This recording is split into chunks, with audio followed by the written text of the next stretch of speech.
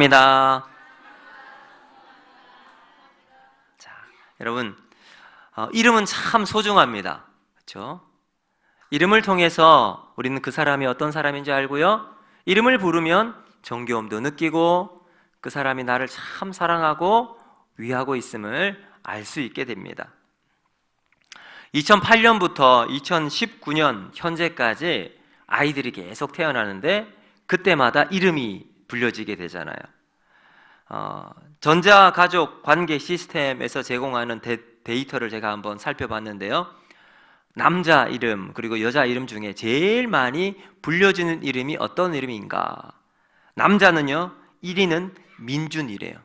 2위는 서준이, 3위는 예준이, 그리고 도윤이, 주원이, 이렇게 이름이 불립니다. 비슷하죠? 여러분, 여자 이름은 더 비슷합니다. 여자 제일 많이 불려지는 이름은 서연이, 서윤이, 지우, 서현이, 민서. 네, 이렇게 이름이 불려진다고 합니다. 예전에 제가 초등학교 1학년 학교 들어가서 국어책을 받고 처음 이 첫 페이지에 나오면 뭐가 나오죠? 이름 나오면서 하잖아요. 철수야 안녕, 영희야 학교 가자, 이렇게 시작하는데, 여러분, 만약 지금 우리 아이들에게 국어책에 이렇게 쓰인다고 한다면 아마 민준아 안녕, 서연아 학교 가자, 이렇게 불리지 않을까 생각합니다. 근데 이 사이에 개명되는 이름도요 비슷해요. 남자 이름으로 보면 민준이가 제일 많이 이 개명이 되고요, 현우, 지훈이, 도현이, 정우, 서준이, 이렇게 개명이 된다고 합니다. 여자도 비슷해요. 서연이, 지원이, 수연이, 서연이, 서윤이, 서영이. 자, 여러분, 이름이 왜 사람들이 개명도 할까요? 왜 이름에 그렇게 고민을 많이 할까요? 부모가 되어서 자식을 낳게 되면 가장 먼저 고민하는 것이 바로 이름이에요. 우리 아이에게 어떤 이름을 불러줄까? 그래서 어떤 사람은 자신을 낳아준 부모님께 이제 낳게 될 아이의 이름을 대신해서 물어봅니다. 어떤 이름을 하면 좋을까요? 그러면 고민하고 그래서 이름을 부모님으로부터 받아서 자식에게 붙여주는 경우도 있습니다. 어떤 사람은 임신하고 난 다음부터 이 아이의 이름을 뭘로 할까 고민하면서 생각해서 정해놓은 경우도 있습니다. 왜 그럴까요? 이름에 담겨있는 의미가 상당하기 때문에 그렇습니다. 우리나라 부모들은 자식이 멋지고 아름다운 인생을 살아가기를 바라는 마음으로 태어난 아기에게 그 이름을 마음으로 담아서 불러주는 거죠. 자, 우리나라만 이런 게 아니라 히브리 사람도 똑같습니다. 자신의 자식들의 이름 속에 미래의 비전을 담아서 불러줍니다. 그 이름대로 되기를 간절한 마음으로 바라면서 이름을 붙이고 이름을 부르는 거죠. 그래서 여러분, 성경을 한번 보시면서 성경 속에 수많은 인물이 나오잖아요. 그 인물들의 이름을, 그 의미를 알고 이름을 보면요, 성경이 전혀 새롭게 느껴지는 경우가 많이 있습니다. 여러분, 하나님께서도요 사람의 이름을 직접 지어주시기도 하십니다. 때로는 그 사람의 이름을 바꾸어 주시기도 하십니다. 우리 예수님께서 제자들 가운데 시몬을 그리고 그 시몬을 만나시고 이렇게 말씀하십니다. 이제는 시몬이라 할 것이 아니라 장차 네 이름을 게바라 하리라, 베드로라 하리라, 이렇게 말씀하셨어요. 사실은 베드로, 게바 똑같은 말이에요. 베드로는 히브리 말이고요, 게바는 아람어입니다. 그 뜻은 반석이죠. 정말 베드로는 이제 예수님의 제자가 되고 난 다음 초대교회의 기둥과 같은 지도자로 우뚝 서게 되었습니다. 자, 여러분, 오늘 본문 속에 보면 아브라함의 이름이 바뀝니다. 그렇다면 그 이름의 의미가 무엇이고 오늘 우리에게는 어떻게 그 이름을 적용하며 살아갈 수 있을지 오늘 말씀을 통해 같이 은혜를 나누고자 합니다. 자, 우리 1절 말씀을 같이 읽어보도록 하겠습니다. 1절 말씀, 자, 시작. 아브라함이 99세 때에 여호와께서 아브라함에게 나타나서 그에게 이르시되 나는 전능한 하나님이라 너는 내 앞에서 행하여 완전하라. 아멘. 여러분, 아브라함의 나이 99세, 성경이 이 17장 1절에 아브라함의 나이를 이야기하고 있습니다. 여러분, 아브라함이 이 중요한 순간마다 아브라함의 나이를 기록하고 있습니다. 75세에 이 갈대아 우르를 하나님께서 떠나라고 하셔서 떠납니다. 여러분, 그리고 하나님께서 아브라함에게 또다시 나타나셔서 내가 너에게 하늘의 별과 같이 땅의 티끌과 같이 너희 자손을 많게 하리라, 또다시 그렇게 말씀하시죠. 여러분, 그리고 오늘 본문 속에 아브라함이 99세 때에 이렇게 시작하십니다. 자, 그런데 이 99세는요 이스마엘을 낳은 지 13년이 되는 해입니다. 여러분, 바로 앞에 한번 보실까요? 16장 16절 말씀을 한번 보세요. 자, 우리 16장 16절 말씀 제가 한번 읽어드리겠습니다. 하갈이 아브라함에게 이스마엘을 낳았을 때에 아브라함이 86세였더라. 자, 16장 마지막에는 아브라함의 나이가 몇 세라고 나와 있어요? 86세. 17장 1절에 아브라함의 나이가 언제 시작해요? 99세. 그러면 얼마나 시간이 벌어져 있습니까? 13년이에요. 여러분, 이스마엘을 낳은 지 13년 동안 하나님과 아브라함과 그 어떠한 관계도 있지 않아요. 아브라함은 하나님과 13년 동안 어떤 관계도 없다는 점에 우리는 놀라지 않을 수가 없습니다. 하나님은 갈대아 우르에서 아브라함을 부르실 때부터 하나님 아브라함에게 말씀하셨어요. 그리고 아브라함이 이동해서 다른 지역에 정착할 때마다 하나님 그때마다 말씀하셨어요. 아브라함이 하나님 말씀에 잘 살아갈 때도 말씀하셨을 뿐만 아니라 실수할 때도 있었잖아요. 애굽으로 그냥 기근이 드니까 애굽으로 갔었을 때 그때도 하나님은 아브라함에게 말씀하셨습니다. 그리고 하나님을 온전히 섬기고 제단을 쌓고 예배할 때도 하나님은 나타나 말씀하셨습니다. 그런데 문제는 이스마엘을 낳고 난 다음, 이스마엘이 출생한 다음 13년 동안 여러분 공백기가 있습니다. 아브라함의 행적에 대해서 성경은 침묵하고 있습니다. 여러분, 이 침묵이 과연 아브라함이 어떤 일을 했을지에 대한 궁금함, 아브라함의 행적에 대한 침묵이 아니에요. 여러분, 이 침묵은 하나님의 침묵입니다. 아마도 아브라함은 이스마엘이 태어난 것에 대해서 그냥 좋았을 거예요. 여러분, 아이가 태어나면 내 자식이다 라는 생각으로 내가 잘 키우면 얼마나 행복합니까? 아이의 손짓, 발짓에 그냥 다 녹아내립니다. 눈을 뗄 수가 없습니다. 아이의 눈빛을 한번 보면 온 세상에 신기하다는 듯이 눈을 초롱초롱 그냥 말똥말똥 쳐다보면 그냥 내 모든 것 다 줘도 아깝지 않을 만큼 너무나도 사랑스럽고 너무나도 예쁜 아이의 모습. 여러분, 아브라함은 지금 그 이스마엘에 푹 빠져 있었어요.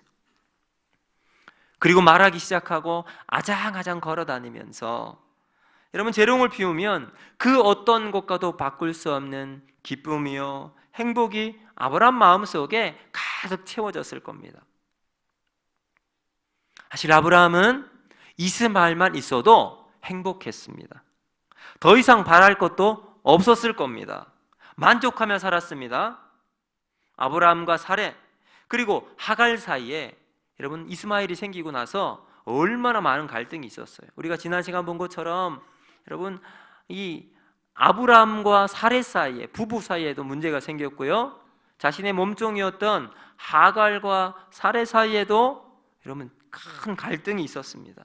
그런데 이스마엘을 낳고 난 다음 13년의 이 기간 동안 마치 아무 일도 없었다는 듯이 평화로운 가정을 꾸리고 살고 있었어요.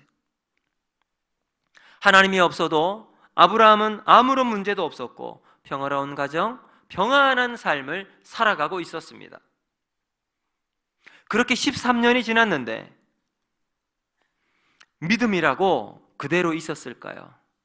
아브라함, 하나님이 주신 그 믿음, 아브라함 마음속에 간직하고 살았을까요?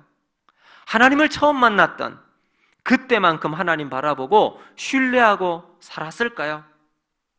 우리 사람들은 다 있습니다. 시간이 지나면 다 있습니다. 아브라함도 어쩌면 하나님을 향한 이 믿음도 잊어가고 있었을 겁니다. 하나님도 모르고 하나님의 약속도 기억 속에서 점점 사라지고 있던 그때, 그렇게 시간이 흐르면 모든 것이 묻히고 모든 것이 잊혀갑니다. 여러분, 그러나 하나님은 시간을 그냥 흘려보내지 않으십니다. 그 시간을 다 계산하고 계십니다. 그리고 13년이 지난 다음 하나님은 아브라함에게 나타나셔서 말씀하십니다. 여러분, 하나님은 잊지 않으세요. 하나님은 절대로 포기하지 않으십니다. 그래서 이사야 49장 15절을 보면 이렇게 말씀하죠. 여인이 어찌 그 젖 먹이는 자식을 잊겠으며 자기 태에서 난 아들을 긍휼히 여기지 않겠느냐. 그들은 혹시 잊을지라도 나는 너를 잊지 아니할 것이라. 아멘. 자, 여러분, 13년 만에 하나님을 다시 만납니다. 그리고는 하나님께서 아브라함에게 이렇게 말씀하세요. 자, 1절 말씀 보시면 나는 전능한 하나님이라. 너는 내 앞에서 행하여 완전하라. 자, 여러분, 아브라함이 지난 13년 동안 어떤 삶을 살았을까?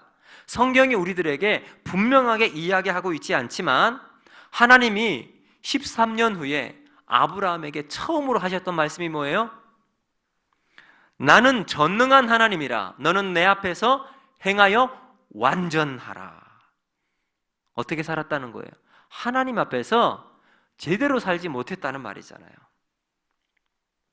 하나님이 원하시는 삶은 코람데오의 삶이에요. 하나님 앞에서 살아가는 삶을 원하십니다. 하나님 앞에서 사는 자 그 모습을 회복하라. 아브라함의 지난 모습은 사람들 앞에서, 세상 앞에서, 물질 앞에서, 힘 앞에서 지난 13년을 살아왔습니다. 여러분, 그 13년이 지난 다음 하나님이 아브라함에게 나타나세요. 그리고 말씀하십니다. 너는 내 앞에서 행하여 완전하라. 모든 것을 정리하고 나는 너를 인도한 하나님이니 내 앞에서 잠잠하라. 여러분, 마치 모세가 떨기나무 불꽃 아래 하나님의 임재를 경험하며 하나님의 부르심을 받았을 때 하나님이 이렇게 말씀하시죠. 네 발에서 신을 벗으라. 네가 선 곳은 거룩한 땅이라. 여러분, 하나님은 오늘도 우리에게 말씀하십니다. 너는 이제 세상 앞에서 살아가던 모습을 던져 벗어버리고 물질을 쫓아 헤매이고 쾌락의 길에서 서 있던 그 모습에서 돌이키라. 바로 우리를 향하신 하나님의 명령입니다. 너는 내 앞에서 행하여 완전하라. 여러분, 하나님 앞에서 행하여 완전하게 살아가는 삶, 어떤 의미일까요? 하나님만 바라보고 흔들리지 말라는 거죠. 하나님보다 내가 저 앞서 나가지 말라는 말이고요. 하나님보다 저 뒤에 떨어져서 걸어오지 말라는 겁니다. 그럼 어떻게 살아가야 될까요? 하나님 옆에 꼭 붙어 있으라는 말이죠. 그분과 동행하고 그분의 눈을 맞추어 삶을 살아가는 것, 주님의 사랑의 온기를 느끼고 내 영혼의 속삭이는 주님의 음성을 사모하고 귀를 기울이며 살아가는 삶, 여러분, 그 삶을 살아가야 한다는 의미입니다. 자, 아브라함이 하나님에 대해서 13년 만에 나타나셔서 말씀하셨잖아요. 그러면 아브라함은 하나님을 어떻게 생각하고 있었을까요? 어쩌면 이렇게 생각했을 수도 있을 것 같아요. 하나님 정말 나를 사랑하시는 분이실까? 하나님은 정말로 전능하신 분이신가? 약속은 주셨지만 지금까지 이루어지지 않았으니 불가능한 것 하나님 나에게 말씀하신 분 아니신가? 어쩌면 가슴 한쪽에 의심과 의구심으로 가슴 한쪽에 남아있지 않았을까요? 여러분, 더군다나 이제는 더 이상 자식에 대한 간절함도 없어요. 왜요? 자기 옆에는 이스마엘이 있으니까. 여러분, 또다시 자식에 대한 소망을 가지고 있다면 어쩌면 그 소망은 자기에게 또 다른 아픔으로, 상처로 다가올 수 있을 거예요. 그래서 아브라함은 이스마엘 하나만으로도 만족하며 삶을 살아갈 수 있는 겁니다. 얼굴만 봐도 그냥 함께 있는 것만으로도 이스마엘이 옆에 있어서 그것으로 만족하는 거예요. 더 이상 다른 자식 원하지 않아도 되는 삶을 살아도 되지요. 여러분, 이것은 어떤 의미로 자기에게 있었던 아픔이에요. 상처예요. 이제야 그 모든 상처가, 골마있던 그 상처가 서서히 아물어 가고 있는데 또다시 이 자식 이야기가 나오게 되면 터져버리는 거죠. 그럴 때는 묻어두는 게 상책입니다. 꺼내지 않는 것이 자기에게 유익한 거죠. 그런데 하나님이 뭐라고 말씀하세요? 4절 말씀을 한번 보십시오. 4절 말씀. 자, 같이 읽습니다. 시작. 보라, 내 언약이 너와 함께 있으니 너는 여러 민족의 아버지가 될지라. 아멘. 여러분, 하나님이 처음 아브라함에게 나타나셔서 자식에 대해서 말씀하셨을 때, 여러분, 그리고 나서 이 13년이 지난 다음 자그만치 24년입니다. 여러분, 이 24년 동안 하나님은 어떠한 답도 없으셨어요. 하나님은 응답도 없으셨습니다. 24년 동안 마음고생을 하고 있었던 시간이었어요. 누구에게 하소연할 수 있었을까요?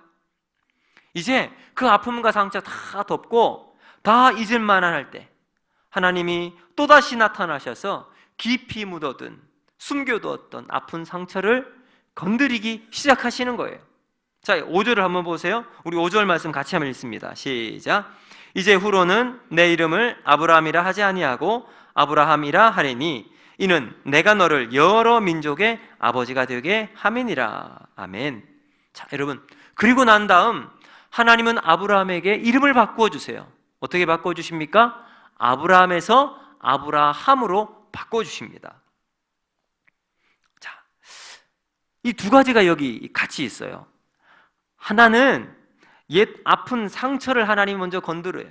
자식에 대한 아픈 상처를 하나님 건드시고 그리고 난 다음 이름을 바꾸어 주십니다. 하나님 왜 그러실까요? 이름을 바꾼다. 여러분, 이 의미는 바로 앞 구절에 나옵니다. 여러분, 창세기에서 하나님은요, 하나님, 여호와, 여러분 이렇게 나옵니다. 하나님 혹은 여호와 하나님 이렇게 나타나세요. 약속의 하나님으로, 언약의 하나님으로 여러 부분에서 하나님을 이야기하고 계십니다. 그런데 오늘 본문을 보시면 하나님은 1절에 뭐라고 하시냐면 나는 전능한 하나님이라. 여러분, 이 전능한 하나님, 원어를 보면 엘샤다이라고 되어 있어요. 엘샤다이 하나님으로 등장하십니다. 과거에 받았던 상처도가 있고요, 깊이 묻어두었던 기억 속에 지으려고 했던 상처, 여러분, 이 아픔을 어떻게 해결할 수 있는가? 바로 엘샤다이의 하나님, 전능하신 하나님을 만날 때 해결될 수 있다는 거예요. 그러면 이 새로운 이름, 아브라함의 이름이 바뀌어졌잖아요. 새로운 이름으로 너에게 있던 아픔과 상처가 하나님의 능력으로 해결될 것이다. 여러분, 아브라함은 엘샤다이의 하나님, 전능하신 하나님을 만난 여러분 성경의 최초의 인물입니다. 아브라함은 지금까지 인생의 한계를 경험하고 있었어요. 자신의 한계, 자식이에요. 10년 동안 기다렸지만 응답이 없었습니다. 그리고 응답을 없는 이 자신의 삶 속에 또 다른 인간적인 방법을 찾았어요. 그 방법이 바로 이스마엘이었습니다. 다른 방법으로 찾은 이스마엘을 낳고 위안을 얻었어요. 그리고 자신에게 있던 그 문제는 묻어둡니다. 그는 그렇게 그의 한계를 뛰어넘지 못한 채 그냥 자리에 주저앉아 현실에 안주하고 있었습니다. 하나님에 대한 믿음도 주저앉아 버리고 말았습니다. 앞으로 전진하기는커녕 주저앉은 채 믿음은 점점 뒤로 물러가고 있었습니다. 그리고 13년의 시간이 흘러갑니다. 그런 그에게 하나님이 나타나셔서 말씀하세요. 그리고 그의 이름을 바꿔주십니다. 너는 더 이상 아브라함이 아니다. 너는 아브라함이라 부르리라. 여러분, 그 하나님은 전능하신 하나님, 엘샤다의 하나님으로, 그리고 그의 이름을 아브라함으로 바꿔주십니다. 여러분, 아브라함의 뜻은 열국 모든 민족의 아버지라는 뜻이에요. 원래 아브라함은 단수예요. 존귀한 아버지, 나는 존귀한 자다, 이런 의미예요. 그런데 그의 이름을 아브라함으로 바꿔주시죠. 모든 민족의 아버지로 이 아브라함의 정체성을 바꿔줍니다. 사랑하는 성도 여러분, 엘샤다의 하나님, 이 전능하신 하나님을 만나면 우리의 존재가 바뀌게 될 줄로 믿습니다. 여러분, 존재가 달라지는 것은 오늘 성경이 이야기하는 것처럼 아브라함의 이름이 바꿔지는 것을 통해서 우리에게 알려주고 있어요. 여러분, 사라도 마찬가지예요. 원래 사레는 나는 공주라고 하는 의미예요. 근데 이 사레의 이름도 사라로 바꿔주지요. 모든 민족의 어머니, 이것이 사라의 뜻이에요. 여러분, 그래서 아브람과 사레의 초점은요, 자기에게 있었어요. 나는 존귀한 자, 나는 공주. 그러면 삶의 초점이 자기에게 맞춰진 인생이었습니다. 그런데 하나님께서 이름을 바꿔주시며 자신과 집안에게 살던 그 초점을 열국을 향해 눈을 열게 하십니다. 전능한 하나님이 나타나셔서 열국과 온 세상의 아버지와 어머니로 살아가라고 불러주신 겁니다. 인생의 목표가 달라집니다. 비전과 사명이 달라집니다. 여러분, 존재가 새로지게 되었습니다. 여러분, 그러면 가는 방향과 또 인생의 폭도 달라지게 되죠. 여러분, 이미 하나님은 아브라함에게 나타나셔서 땅의 티끌처럼 많은 자손을 주겠다, 하늘의 무별과 같이 많은 자손을 줄 것으로 약속해 주셨습니다. 여러분, 이것은 땅의 복과 하늘의 복을 하나님이 약속하신 거죠. 자신의 가치관이 아니라 하늘의 가치관을 가지고 살아가는 존재가 되라는 말씀입니다. 그런데 여러분, 여기 중요한 것이 있어요. 하나님은 아브라함만 바꾸지 않으셨잖아요. 사레도 사라로 바꾸어 주셨어요. 왜 그러셨을까요? 여러분, 가정이 복의 근원, 복의 통로가 되기 위해선 혼자 바꾸는 되는 게 아닙니다. 같이 바꾸어 전달해야 된다는 거죠. 여러분, 교회도 마찬가지예요. 교회가 복의 근원, 복의 통로가 되기 위해선 목사 한 사람만 바뀌면 될까요? 여러분, 장로님만 바뀌어지면 될까요? 아니요, 그렇게 되지 않습니다. 바로 여기 있는 여러분 모두가 우리가 하나님 앞에서 변화되어지고 하나님의 은혜를 받게 될 때 우리 교회가 새롭게 바꾸어지게 되는 겁니다. 여러분, 전능하신 하나님, 엘샤다의 하나님을 만나면 우리 모두가 하나님의 은혜, 그 능력을 체험하게 되는 겁니다. 여러분, 공동체의 복은 혼자만의 변화가 아닌 모두가 함께 손을 잡고 일어나야 된다는 겁니다. 여러분, 성경에 이 전능하신 하나님, 엘샤다의 하나님을 만나 변화된 사람들이 기록되어 있습니다. 사울이 변하여 바울이 되잖아요. 예수 믿는 사람 잡아서 옥에 가두고 죽이기에 앞장섰던 사울이 다메섹에서 예수님 만나니까 그의 삶이 바꿔집니다. 여러분, 시몬이 변하여 베드로가 되었습니다. 예수님 부인하고 도망갔던 제자였지만, 여러분 오순절, 여러분 성령의 역사를 받고 한 번의 설교로 3,000명이 넘는 사람들이 예수님께로 돌아오는, 여러분 그렇게 쓰임받는 하나님의 사람이 되었습니다. 여러분 이런 변화를 경험한 사람들이 모여서 초대교회의 하나님의 사람으로 세워지게 됩니다. 여러분 그러니까 로마의 그 혹독한 핍박과 잔혹한 이 속에서도 믿음을 지키고 복음을 향해 세상을 변화시킬 수 있었습니다. 여러분 우리도 함께 손을 잡고 하나님의 은혜로 변화받아야 할 줄로 믿습니다. 주저앉은 현실에 그저 순응하고 믿음의 뒷걸음질을 치어나가는 삶이 아니라 다시 우리가 하나님 앞에 서야 할 줄로 믿습니다.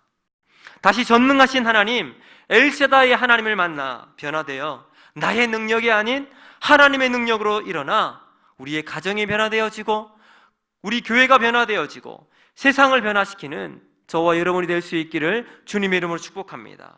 여러분 그러기 위해서 우리는 다시 하나님이 원하시는 예배의 자리, 하나님이 원하시는 참된 예배자의 삶을 우리가 살아가야 할 줄로 믿습니다.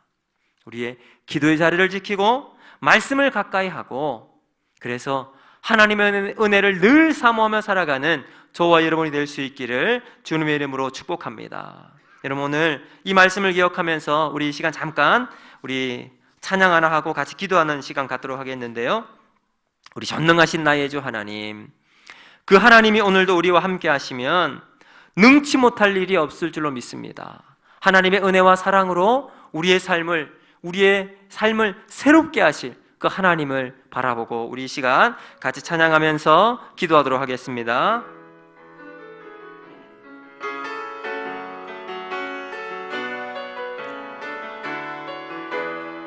전능하신 나의 주 하나님은, 전능하신 나의 주 하나님은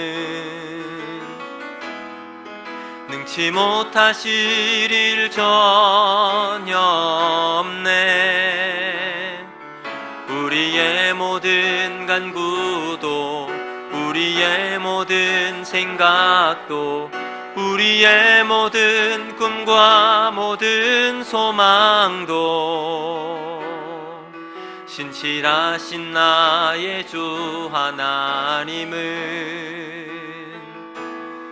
우리의 모든 괴로움 바꿀 수 있네. 불가능한 일 행하시고 죽은 자를 일으키시니 그를 이길 자 아무도 없네. 주의 말씀 의지하여 깊은 곳에 금을 던져 오늘 그가 놀라운 일을 이루시는 것 보라.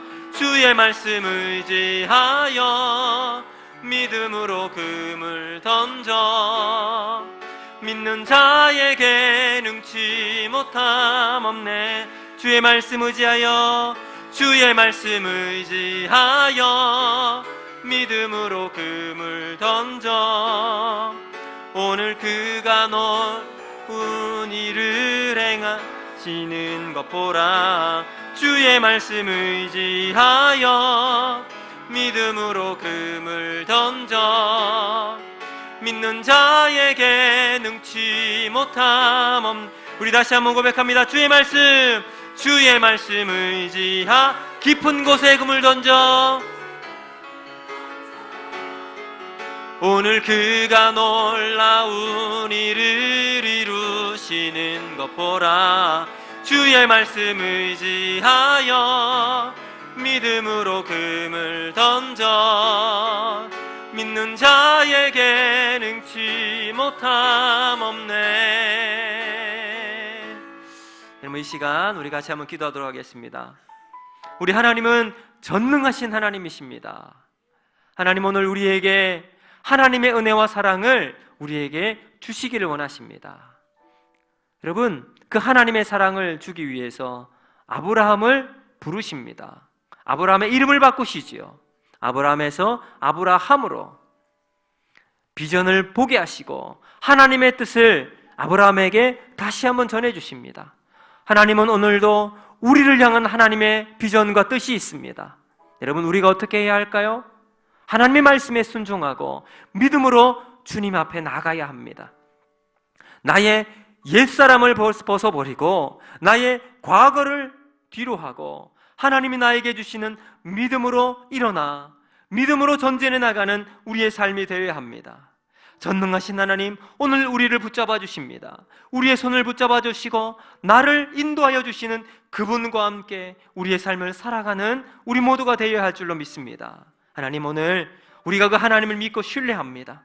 전능하신 하나님, 나의 손을 붙잡아 주시고 내가 넘어지지 아니하고 혹 넘어질지라도 주님의 능력으로 일어나는 우리가 되기를 원합니다. 하나님, 믿음으로 우리가 금을 던지게 하여 주시고 아버지 하나님, 하나님의 인도하시는 삶을 우리가 능력으로 경험하는 우리의 삶이 되게 하여 주시옵소서. 오늘도 전능하신 하나님, 그 은혜를 사모하며 살아갑니다. 우리를 붙잡아 달라고 이 시간 우리 주의 이름 한번 부르며 간절히 기도하며 나갑니다. 주여! 하나님 아버지, 오늘도 감사합니다. 하나님, 오늘 주신 말씀을 통해서 전능하신 하나님을 보기를 원합니다. 아버지 하나님, 우리를 창조하시고 우리에게 하나님의 은혜와 사랑을 주기를 원하시는 그 하나님, 아브라함에게 나타나시고 13년 동안 아버지 하나님 침묵하셨던 하나님이 나타나셔서 말씀하십니다. 나는 전능한 하나님이라. 너는 내 앞에 행하여 완전하라. 하나님, 그 전능하신 하나님, 오늘 나에게도 만나 주시옵소서. 나에게도 하나님 말씀하여 주시옵소서. 하나님, 그래서 내 인생의 변화를 경험하고 나의 옛사람, 하나님 내가 주님과 동행하지 않았던 그 나의 과거의 모습을 단절하고 하나님이 나에게 주시는 믿음의 길을 걸어나가는 우리 성도들 될 수 있도록 인도하여 주시옵소서. 그래서 하나님 앞에 믿음으로 반응하고 믿음의 삶을 살아가서 오늘도 드리는 거룩한 예배자로 우리 모든 성도들이 살아갈 수 있도록 우리 주님 붙잡아 주시옵소서. 한 주간 동안 주님의 능력이 우리 모두에게 임하게 하여 주시고 주님 손 붙잡고 하나님 동행하는 우리 모두가 될 수 있도록 주님 역사하여 주시옵소서. 하나님 함께 하여 주시옵소서.